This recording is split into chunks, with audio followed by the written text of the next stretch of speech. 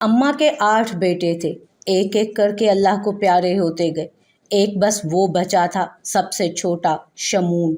वो अक्सर कहा करती थी कि मेरे 7 बेटे मर गए हैं। ये ऐसी कोई बात नहीं थी। मेरा नुकसान तो तब हुआ जब ये 8वां बच गया। शायद वो ठीक ही कहती थी। दुनिया की सबसे गंदी लत लग गई थी उसे, शराब की लत, जिसे उम्मुल खबाइस कहते हैं। ऐसा कहते हैं तो किसी वजह से ही कहते हैं, और सच ही कहते हैं।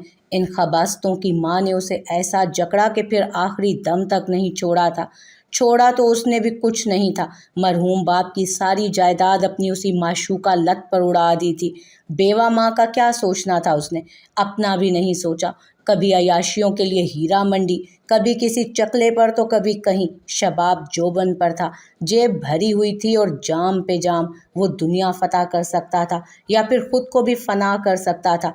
उसने फना होना मुंतखब किया था। अरीस की शादी कर दे, आने वाली खुद ही नकेल डाल लेगी। बड़े बड़े अड़ियल घोड़े बीवी के आते ही शरीफ हो जाते हैं। आजमूदा नुस्खा है ये। आने जाने वालों ने यही मशवरा दिया था। वो भी तो यही देख रही थी। लड़का होले होले रेत की तरह बंद मुट्ठी से निकलता जा रहा था। कुछ तो करना ही था, और निकाह से बेहतर और कौन सा खैर का ताल्लुक होता जो खैर लेकर आता। अब मसला ये कि उस शहर में तो उसकी शोहरत ऐसी नहीं थी कि कोई इज्जतदार घराना अपनी बच्ची दे देता। ख़ानदान वाले भी खूब वाकिफ़ थे उसकी बदआदात से। अम्मा ने किसी दूर पार की जानने वाली से कहला भेजा, और उसने अपनी किसी रिश्तेदार का बताया। लड़की पढ़ी लिखी है, सुलझी हुई आदत है, छोटा सा ख़ानदान है, माँ है नहीं, बस बाप और एक भाई। अम्मा ने क्या क्या जतन नहीं किए उसे शादी के लिए मनाने को। वास्ते, धमकियाँ, कस्में, सब कुछ। वो भी जाने कैसे मान गए। खैर शादी तो हो गई। 1.5 महीना नहीं गुजरा था कि बीबी रूठ कर मैके जा बैठी। अम्मा कई बार गई मनाने को, पर नहीं लौटी। बस एक ही रट, मुझे नहीं रहना इसके साथ। शादी के 2 ही माह में तलाक हो गई और बस खत्म। शमून का वही मिजाज रहा, रंगीन दोस्त यार, ऐशो इशरत की जिंदगी, शराब और मस्ती। 32 का हो गया था, पर आदतें वही 12-14 साले लोंडो लपाड़ों जैसी थी। संजीदगी थी ही नहीं कि जिंदगी में करेगा क्या। अम्मा ने एक बार फिर शादी के लिए जोर डालना शुरू किया था। वो करता टालता गया। अम्मा ने थक हार कर आंखें ही मूंद ली। घर तो औरत से ही होता है शमून भाई, वगरना तो कब्रिस्तान है। अम्मा जिंदा थीं तो उस घर को जोड़े हुए थी। अब वो ऐसा बिखरा कि उसकी औकात से बाहर हो गया। खुद तो उसे इससे कोई मतलब नहीं था। दिन भर काम पे निकल जाता और रात अयाशियों में। ऐसे में वो घर कब्रिस्तान बनना ही था। यार दोस्त, आस पड़ोस से अब उसे यही मशवरा मिलता था, निकाह कर लो, बीवी आ जाएगी तो घर बार देख लेगी। यूं कब तक रहोगे अकेले? घर की हालत तो देखो, एक जिंदगी पड़ी है अभी तो। वो मुलाजमा रख सकता था कि 2 वक्त की रोटी और साफ सुथराई मतलूब थी उसे, पर वो बीवी ले आया। मामू ने किसी जानने वाली की बेटी का रिश्ता ले दिया था। यतीम मिस्कीन, कोई आगे ना पीछे। यही सोचा होगा कि इस रंगीन शख्स को और कौन अपनी बेटी देगा। वो आ तो गई उस घर में जो एक अरसा हुआ कब्रिस्तान बन चुका था। ऐसे कि अब कोई गुजरता हुआ वहाँ के लिए फातिहा भी नहीं पढ़ता था, और अब वो उसके हवाले था। वो घर, उसका शराबी शोहर और वो खुद, वो एक त्रिकोण थी जिसमें वो तीनों आपस के लिए ज़रूरी भी थे और नहीं भी। शमून के लिए वो बीवी थी, ना भी होता तो उसे कोई फ़र्क नहीं पड़ता था। उसके लिए वो घर एक छत थी, ना भी होती तो ना सही। और वो घर, वो वहाँ थे तो वो आबाद था, ना होते तो बयाबान हो जाता। अगर हो भी जाता तो उसे उसे कोई फ़र्क नहीं पड़ना था। किसी ने उसे मशवरा दिया कि तावीज़ करवाओ, एक बहुत पहुँचे हुए आमिल हैं, ऐसा अमल बताते हैं कि सारे मसले हल हो जाते हैं। उनसे ही मिलो, शर्तिया तुम्हारा खामंद राह रास्त पर आ जाएगा। किसी ने कुछ बताया तो किसी ने कुछ। वो शहर भर के तावीज़ धागे वालों के पास गई, हर अमल वजीफ़ा किया, पर उसका टेढ़ापन सीधा नहीं हुआ। उम्र 40 का हिंसा पार कर गई थी, लेकिन सुधार का दूर दूर तक नामो निशान नहीं था। औलाद दे दो उसे, औलाद बहुत कुछ कर सके है। बड़े बड़े सूरमा औलाद से हार जावे हैं। यहाँ भी किस्मत खराब थी। शादी के 6 साल बाद हुआ था एक मुर्दा बच्चा, जरा सा लागर, सरतान ज़दा।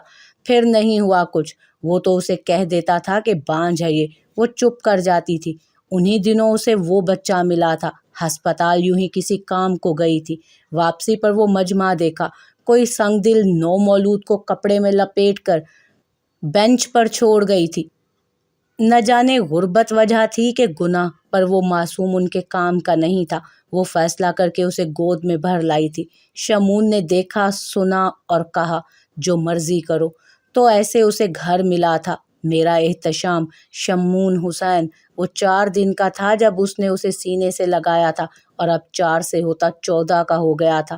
لوگ سگی اولاد کو اتنا نہیں چاہتے ہوں گے جیسی محبت اسے اس سے تھی۔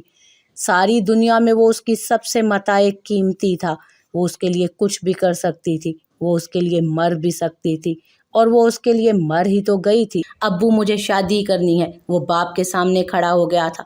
میرے ساتھ یونیورسٹی میں پڑھتی ہے، بہت اچھی لڑکی ہے، مجھے پسند ہے، میں نے اسی سے شادی کرنی ہے۔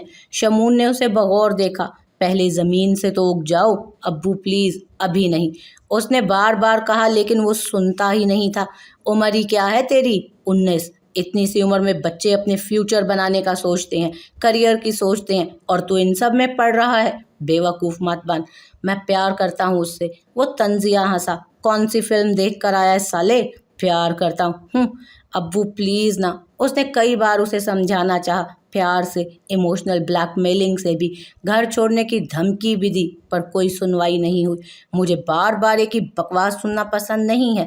جب ایک بار آرام سکون سے کہہ دیا نہیں تو بس نہیں۔ اپنی پڑھائی پر توجہ دے، کچھ بن تو جا پہلے۔ خود ابھی دوسروں پر ڈیپینڈنٹ ہے اور گھر پالے گا، کیسے پالے گا اسے؟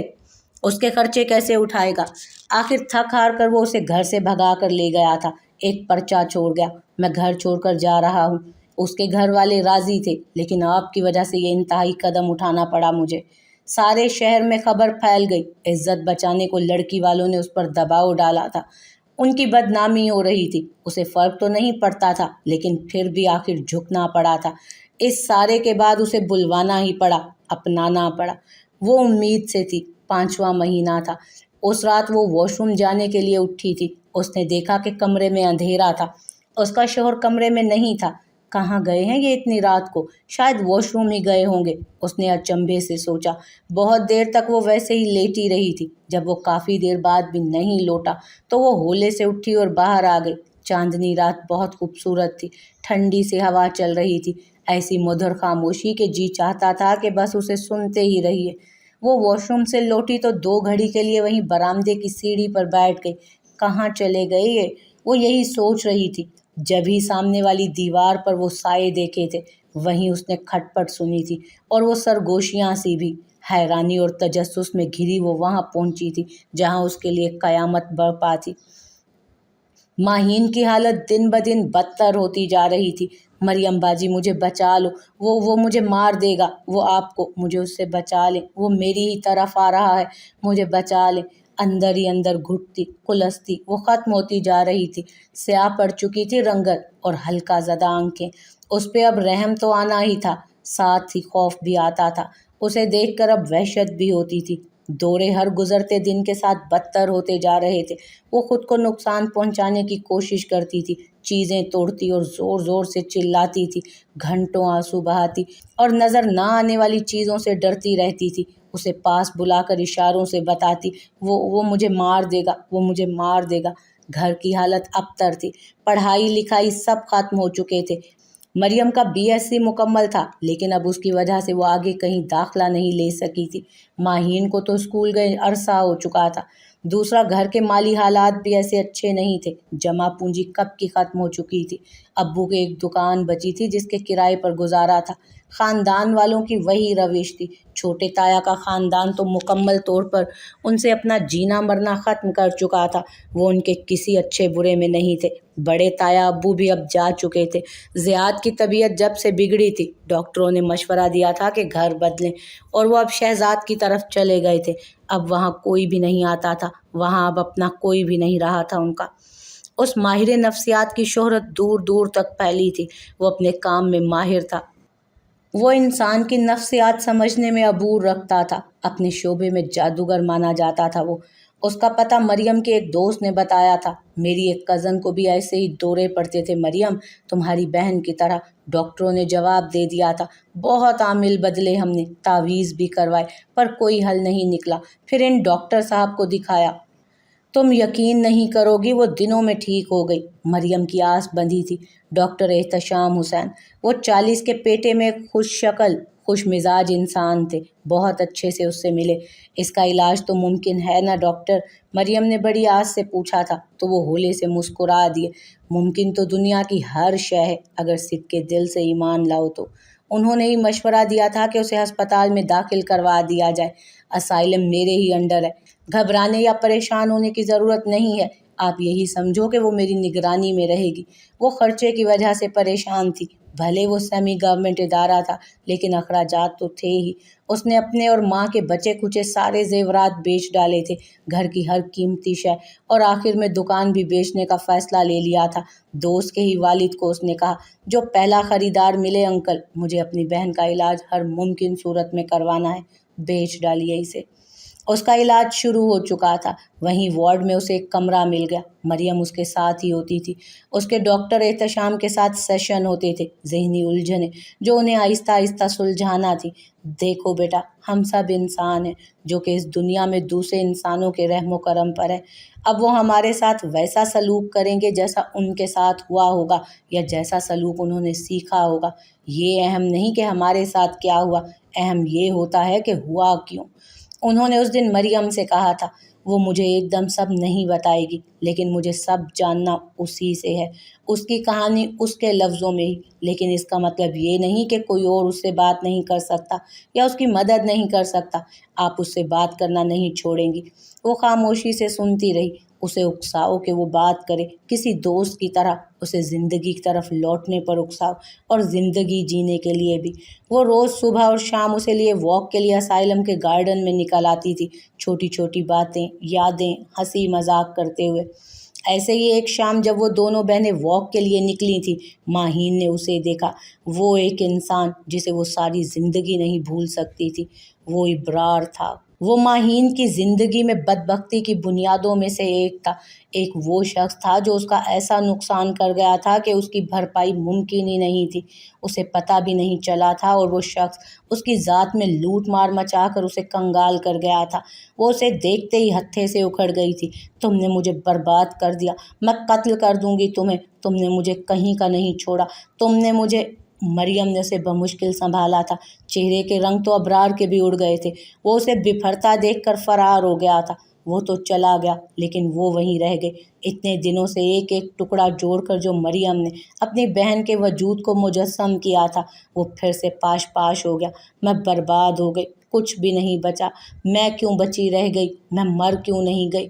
یہی تو مدعا ہے، یہی تو بے بسی کی آخری حد پر کھڑے انسان کی آخری خواہش ہے۔ اتنا کچھ ہو گیا تو پھر موت کیوں دور کھڑی ہے؟ بس حسرت سے دیکھتی رہی۔ اس کی حسرت کاہے حسرت رہ گئی۔ ایسے تو وہ کبھی ٹھیک نہیں ہو پائے گی ڈاکٹر، مریم نے ڈاکٹر سے کہا تھا۔ یہ تو روز ہوگا، میں سالوں کی ریاضت سے اسے کرچی کرچی جوڑوں گی، اور وہ ایک لمحے میں چور چور ہو جائے گی۔ یہاں تو ہر طرف اس کے مجرم ملیں گے۔ آج ابرار نظر آیا ہے، کل پرسوں تائی تایا میں سے کوئی مل جائے گا، اور پھر زیاد۔ وہ ایک لمحے کو رکی تھی۔ وہ شخص نظر آتا تو کرچیاں بس اس کی چھوٹی بہن کی نہیں ہوتی تھیں۔ وہ شخص نظر آتا تو اسے اپنا دل سنبھالنا بھی مشکل ہو جاتا۔ وہ جن حالوں میں تھا، اسے دیکھتا تو وہ اندھی بہری ہو جاتی اور بس اس کی طرف ہی دوڑ پڑتی۔ میں اسے زندہ دیکھنا چاہتی ہوں ڈاکٹر صاحب، بس یوں سانس لیتا ہوا نہیں، میں اسے زندگی جیتا ہوا دیکھنا چاہتی ہوں۔ وہ اسی کو ہی بغور دیکھ رہے تھے۔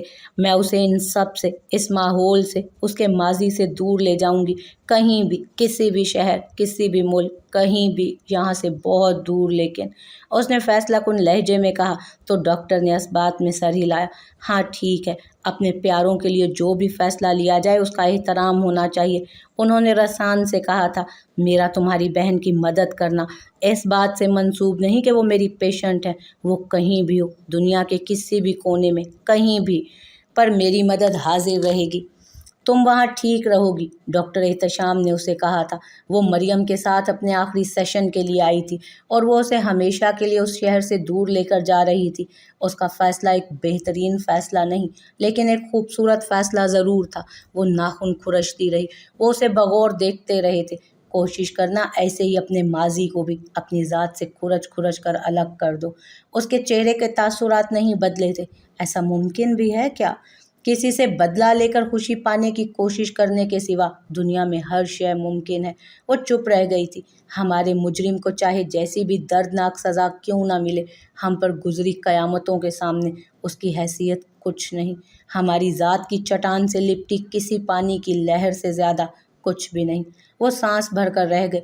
मेरे मुजरिम के लिए भी मैंने बड़ी सज़ाएं सोची थी। उसने चौंक कर उन्हें देखा। वो दूर कहीं माजी में डूबे थे। आपका मुजरिम? उन्होंने इस बात में सर हिलाया। हाँ, मेरा बाप।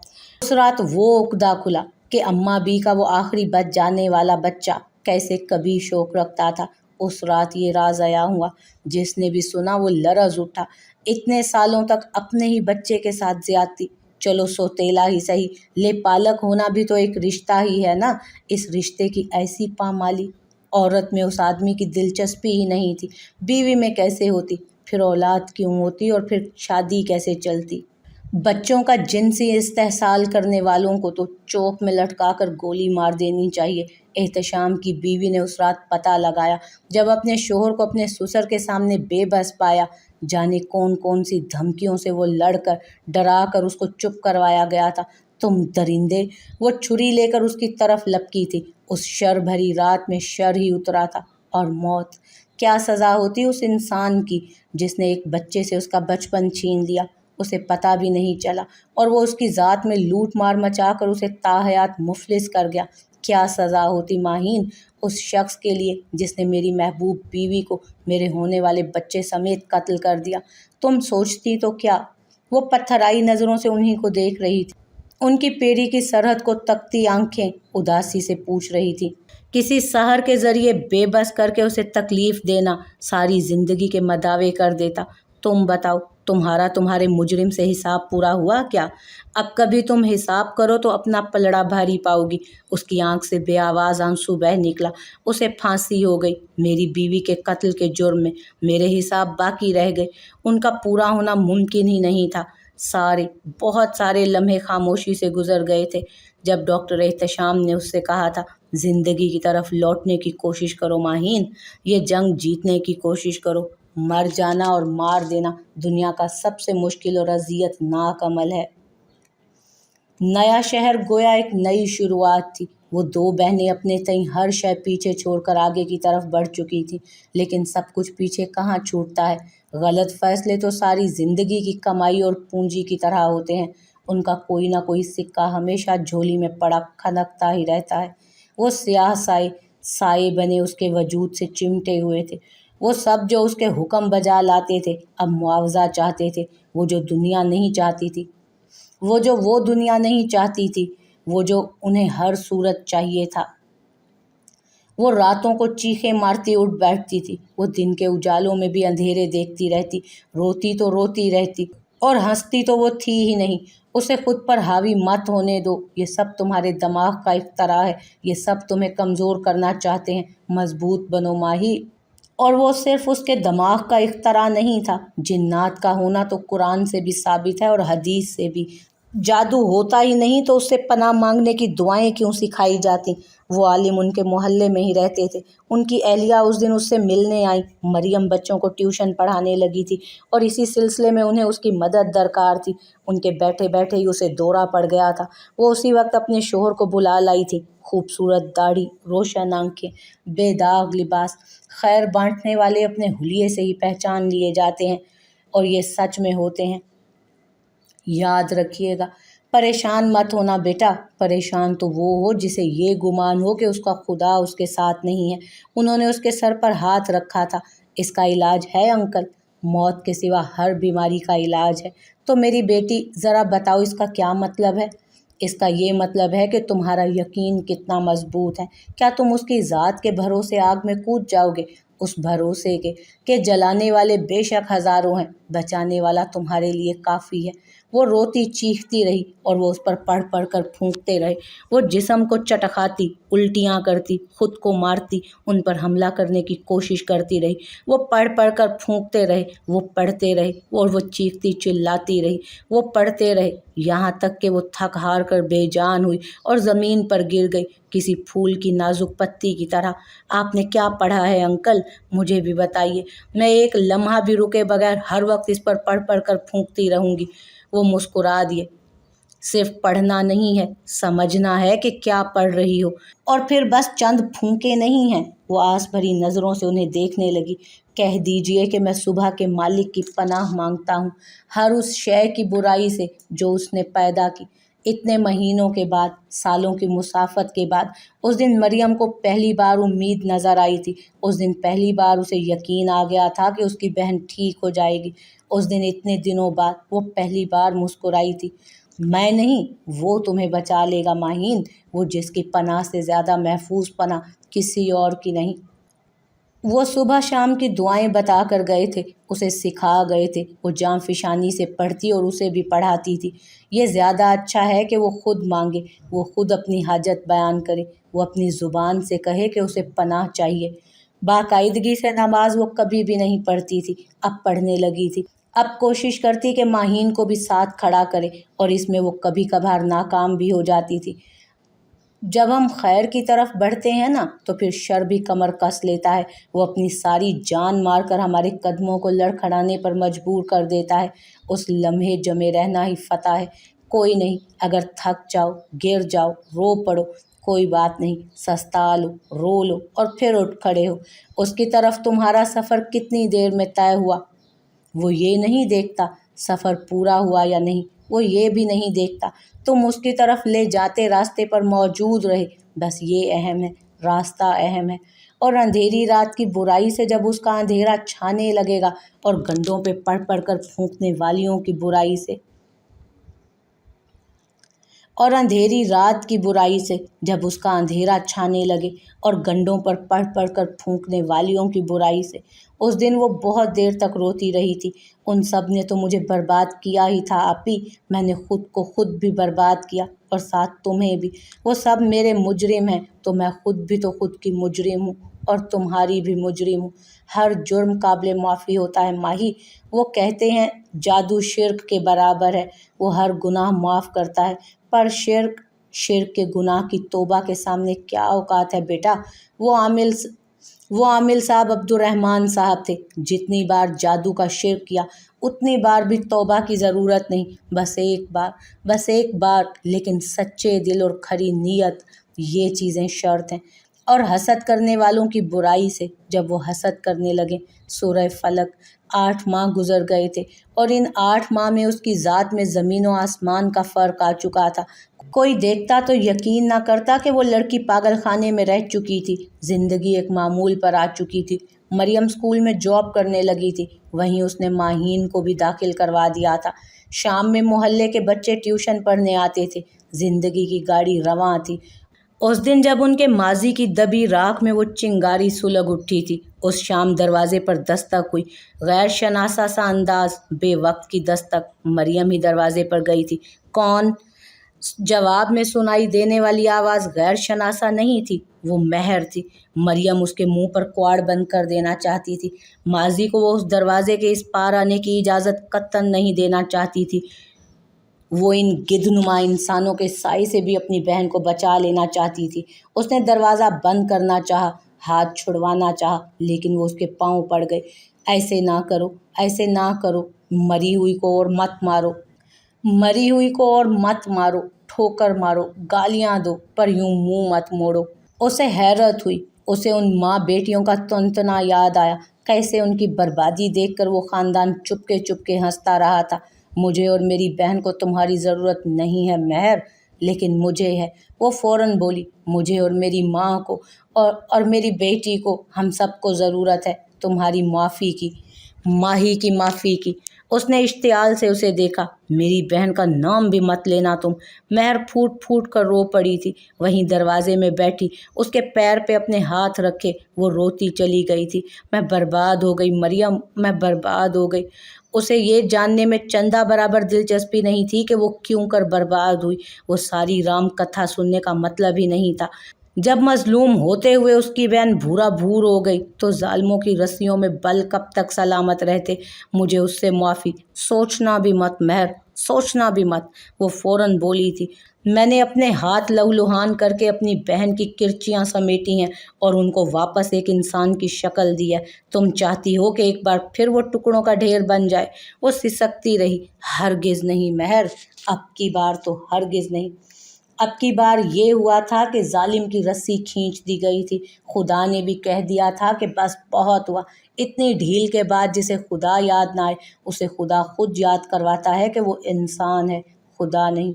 مہر کی بمشکل 2 سالہ بچی کے ساتھ اس کے تایا زاد کزن نے بدفعلی کی تھی۔ جانے کس نشے کا نشہ تھا جو کمینگی کی اس حد تک لے گیا۔ جب نشہ ٹوٹا اور ادراک ہوا کہ وہ کیا کر چکا ہے، تب وہ دوسرا گناہ کر دیا۔ ننھی سی جان تو لمحوں میں ختم ہو گئی، پر وہ پھولوں سا لاشا ٹھکانے لگاتا دھر لیا گیا تھا۔ تب خدا کی زمین پر اکڑ کر چلتی، رعونت سے گردن اٹھائے سب کو دیکھتی، اس انسان نے جانا کہ وہ خدا نہیں تھی، وہ خدا بننے کی بھول کر گئی تھی اور کسی کا کیسا نقصان کر گئی تھی۔ اپنی اس معصوم بچی کے چہرے میں اس نے ماہین کے نقوش دیکھے تو اس پر راز کھلا۔ اعمال کی فصل وہی کچھ اگاتی ہے جو اس کی زمین میں بویا جاتا ہے۔ خاندان کے ایک ایک بندے کے سامنے روتی سسکتی وہ اپنی ساری کتھا سناتی رہی، ابرار سے لے کر زیاد تک، ہر مجرم کا نام جو اس نے لب سی کر چھپا رکھا تھا اب سب کے سامنے لائی تھی۔ اب جب وہ اتنی ساری زندگیاں برباد ہو چکی تھیں، اب اس سب کا کوئی مقصد بھی نہیں تھا اور اب اس سب کا کوئی فائدہ بھی نہیں تھا۔ وہ سب ایسے ہو گئے جیسے تیز آندھیوں میں لچکیلے بدن کے درخت ہو جاتے ہیں، جھکی گردنیں، ٹوٹی کمریں اور شکستہ وجود۔ مجرموں کی فوج۔ مریم ان سب کو دروازے سے واپس لوٹاتی رہی تھی۔ میں تم سب میں سے کسی کو نہیں جانتی، کسی کو نہیں پہچانتی۔ میرا اور میری بہن کا تم سب سے کوئی لینا دینا نہیں ہے۔ یہاں کوئی ماہین، کوئی مریم نہیں رہتے۔ وہ سب کئی ہفتوں تک چلتا رہا تھا۔ تایا ابو نے کہا تھا، میرا بیٹا مجرم ہے، اپنے حصے کی سزا وہ بھگتے گا۔ میری بچی، میں ماہین کو خود انصاف دلواؤں گا۔ اسے کوئی انصاف نہیں چاہیے تھا، تب نہیں ہوا تو اب کیا فائدہ؟ پر انہیں تو اپنے ضمیر کے سکون کی دوا کرنا ہی تھی، تو کرتے رہے۔ زیاد کو انہوں نے خود جیل پہنچایا تھا۔ اس پہ جو دفعہ لگنی تھی، اس کی جو بھی سزا بنتی تھی، اپنا گھر بیچ باچ کر وہ ان کے سارے خسارے پورے کرنے میں لگ چکے تھے۔ دوسری طرف مہر کی بے چینی اسے پاگل خانے تک لے گئی تھی۔ وہی سب جو اس نے کسی کے ساتھ کیا تھا اس کے اپنے ساتھ ہونے لگا تھا۔ چھوٹی تائی کو اب اپنی ماں اکثر یاد آنے لگی تھی۔ چھوٹے تایا کی کمر زمین سے لگنے کو تھی، اور وہ تیسرا کردار، وہ سب سے بزدل کردار جس میں معافی مانگنے کی بھی ہمت نہیں تھی اور سزا جھیلنے کا حوصلہ بھی نہیں۔ اس دن مریم کو پتہ چلا کہ ابرار نے خودکشی کر لی تھی۔ 15 سال بعد آخری لیکچر لینے کے بعد ماہین اپنی دوستوں کے ساتھ کلاس روم سے نکل رہی تھی جب اس کا فون بجنے لگا۔ اس نے دیکھا مریم کا فون تھا۔ یار ماہی کدھر رہ گئی ہو؟ میں بس نکل ہی رہی ہوں باجی، جلدی آؤ پلیز، تمہاری اس چہیتی نے میری ناک میں دم کر رکھا ہے، ابھی تک کھانا بھی نہیں بنا، تم آؤ تو اسے انسان بناؤ تاکہ میں کچھ سکون سے کام کر سکوں۔ وہ مسکرا دی۔ مریم کی 3 سالہ بیٹی آفت کی پرکالا تھی۔ آج شام اس کی سالگرہ تھی اور وہ سب اسے اچھے طریقے سے منانا چاہتے تھے۔ صبح اس نے بہت کوشش کی تھی کہ کسی طرح چھٹی مل جائے، لیکن اس اہم لیکچر کی وجہ سے یونیورسٹی آنا ہی پڑا۔ چلو یار میں چلتی ہوں، تم لوگ شام کو وقت پر پہنچ جانا۔ وہ دوستوں سے اجازت لیتی ہوئی باہر آئی تھی۔ اپنے مطلوبہ رکشے کے انتظار میں کھڑے کھڑے اس نے دیکھا وہ موٹر سائیکل اپنی مخصوص جگہ پر کھڑی تھی اور موٹر سائیکل سوار اسے ہی دیکھ رہا تھا، لجاجت بھری نظروں سے، آس بھری نظروں سے۔ روز کی طرح آج بھی اسے کچھ محسوس نہیں ہوا تھا، کوئی ہمدردی نہیں، کوئی ترس نہیں، کوئی ایک بھی نرم احساس نہیں۔ ماہین، وہ زیاد تھا، روز کی طرح اس کی طرف بڑھتا آیا تھا۔ کون ہو تم؟ تمہارا مجرم۔ اچھا تو وہ تم ہو؟ ماہین پلیز۔ وہ آج بھی اس کی نظروں میں بے بسی نہیں دیکھ سکی تھی۔ جو اس نے سالوں پہلے کبھی اپنی آنکھوں میں دیکھی تھی۔ مجھے معاف کر دو ماہین۔ وہ خاموش کھڑی رہی۔ ماہین، ہر دفعہ مجرم کے لیے بس یہی دو راستے کیوں ہوتے ہیں زیاد؟ یا تو سزا یا پھر معافی، ایک تیسرا کیوں نہیں؟ تیسرا؟ ان پہلے دو میں سے کوئی سا بھی نہیں، ان دو کے درمیان میں کہیں، نہ پوری سزا اور نہ پوری معافی، ساری زندگی کے لیے بس یہی۔ اس کا مطلوبہ رکشہ آ کر رک چکا تھا۔ ماہین نے ایک آخری نظر اس پر ڈالی۔ تو بس تمہارے لیے یہی ہے، وہ کہہ کر رکی نہیں تھی۔ وہ ویسے ہی خالی ہاتھ، تہی دامان، سر جھکائے کھڑا رہ گیا۔ وہ پیاری سی گڑیا سر پر برتھ ڈے کیپ پہنے کیک کے سامنے پرجوش سی کھڑی تھی۔ اس کے ساتھ ہی مریم کھڑی تھی، پاس میں اس کا شوہر اور دوسری طرف ماہین، اس کے دوست، بچے۔ خوب رونق لگی ہوئی تھی۔ خدا تمہیں ہمیشہ آباد رکھے۔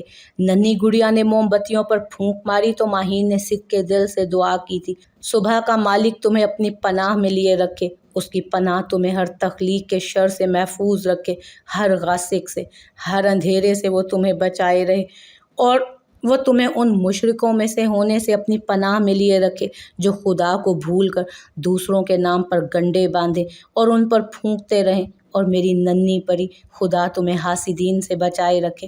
سب بچے یک زبان ہو کر گا رہے تھے۔ وہ مسکراتی ہوئی انہیں دیکھ رہی تھی۔ اور وہ سبق یاد ہے نا تمہیں جو میں نے کل سکھایا تھا؟ اس نے اس ننھی گڑیا سے پوچھا جب وہ کیک کی کریم اس کے ناک پر لگا چکی تھی۔ ننھی پری نے ہولے سے اسپات میں سر ہلایا۔ میری سب سے کلوز فرینڈ میری ماما ہے۔ مجھے اپنا ہر سیکرٹ انہیں بتانا ہے، اسکول کی سب باتیں، فرینڈز کی بھی، اور مجھے ان کی پرمیشن کے بغیر کہیں بھی نہیں جانا ہے، اور مجھے کسی کو بھی اپنے آپ کو ہاتھ نہیں لگانے دینا، مجھے کسی کو بھی ٹچ کرنے سے روکنا ہے، اور جو کوئی زبردستی ٹچ کرے تو ماما کو فوراً بتانا ہے۔ وہ سر ہلا کر رہ گئی۔